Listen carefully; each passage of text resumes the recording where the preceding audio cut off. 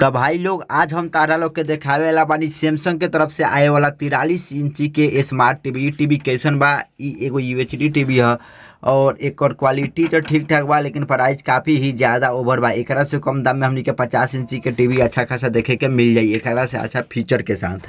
तो चलो लोग भाई लोग ई टीवी के हम अनबॉक्सिंग करतनी, साथ में एकर फीचर भी देखावतनी कि एकर फीचर कैसन बा, मजा आवता कि ना। देख सकता लोग भाई लोग कुछ ऐसा बॉक्स में देखे के मिलल बा, बिल्कुल ही सिंपल सा बॉक्स बा। बॉक्स में ज़्यादा कुछ देवे के नइखे कोशिश कैले सन। एजा तू लोग देख सकता लोग एगो हमनी के दूगो गोरा देखे के मिली, जाना के क्वालिटी ठीक ठाक बा, प्राइस के हिसाब से बहुत बेहतर क्वालिटी देले बा गोरा के। और रिमोट भी काफ़ी हद तक स्मार्ट बनावे के कोशिश कर गई बा। ये बॉक्स में रिमोट बा, साथे में तू लोग देख सकता लो स्क्रू वगैरह बा, यूजर मैनुअल बा, गारंटी वारंटी कार्ड सब कुछ देला बा ये सब में। तो चलो कोनो जरूरत वाला चीज़ में नहीं है तो क्या हम ना निकाले, बाद में निकाल के तो देखावे नहीं। एजा देख लो भाई लोग एगो हमनी के फोम देखे के मिलता है, हम निकाल थनी तब एकरा नीचे हमनी के टीवी देखे के मिली। तो चलो लो भाई लोग एक नीचे हमनी के टीवी भी देखल जाई कि टीवी कैसन बा।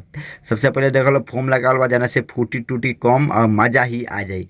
तो भाई लोग तार लोग के बहुत ज़्यादा मजा आवेला बा। और चलो लोग हम ई टीवी के इमें से निकालता नहीं, निकल जा और ये निकाल दे बनी टीवी के। देख सकता लो साइज कितना बा, लेकिन पोर्ट्स के मामले में बिल्कुल ही कमी काम कैले बा ई सैमसंग। मजा बिल्कुल ही ना आइल, पोर्ट्स यदि अच्छा दिला रही तो मजा ही आ जाए।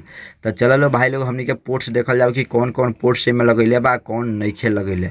सबसे पहले भाई लोग तू लोग नीचे देख लो तार लोग के का देखे के मिलता, 3 गो HDMI पोर्ट, एगो USB पोर्ट और इस साथ ही में तारा लोग के एक गो एजा तारा लोग के इंटरनेट केबल देखे के मिली। और एजा तारा लोग के भी फोटोग्राफ बिल्कुल भी देखे के ना मिली। तो बेहद ही मजा ना आयल। तो नियम उनी ई बात के तू लोग समझ लोग, अलग से DMI वगैरह के इस्तेमाल लेके काम में लेवे पड़ी, 24 वगैरह के इस्तेमाल लेके। नीचे तार लोग के पावर बटन देखे के मिली और साथ ही में नीचे 2 गो स्पीकर देखे के मिली, जो कि 20 वाट के स्पीकर बा। आवाज़ कोनो खास अच्छा नहीं है, फिर भी नॉर्मल मानल जाए। रिमोट के बात कर जाओ तो रिमोट काफ़ी हद तक अच्छा बा। लुक के मामले में रिमोट बेहद ही अच्छा बा, कहें बहुत ही अच्छा बनावे की कोशिश कल गई बा। और एजा देख लो भाई लोग ई हमनी के कुछ ऐसा केबल देखे के मिली जौन की बहुत कम ही टूटी, मजा ही आवेल ई देख के, बहुत ही खुशी मिलल।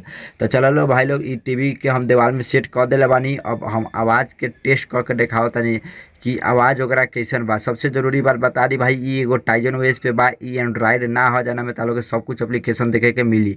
ई खाली एगो टाइजन बा जौन की मजा ना आइल, बहुत कम एप्लीकेशन देखे के मिली जौन की कोनो खास उतना अच्छा नहीं खे। तो अभी आवाज़ तालों के सामने हम लाइव टेस्ट करें और आवाज़ भी दिखाएब कि एकर आवाज़ कितना अच्छा बा, कितना अच्छा नहीं खे।